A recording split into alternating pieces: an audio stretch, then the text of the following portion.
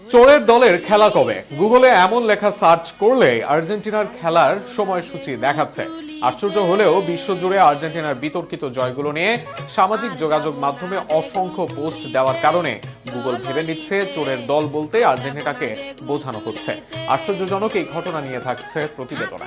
গুগলে চোরের দলের ফুটবল খেলা কবে লিখে সার্চ করলেই সার্চ ফলাফলের শীর্ষে ভেসে উঠছে 2026 ফিফা বিশ্বকাপের সেমিফাইনালে আর্জেন্টিনা ও ইংল্যান্ডের ম্যাচের তথ্য।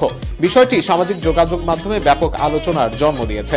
অনেকে বিস্ময় প্রকাশ করছেন, আবার অনেকে এটি নিয়ে মিম, ট্রল ও ব্যঙ্গাত্মক পোস্ট শেয়ার করছেন।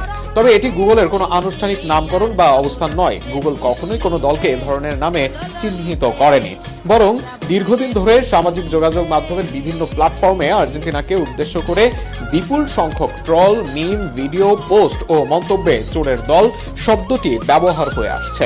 সেই ব্যাপক ব্যবহারই গুগলের সার্চ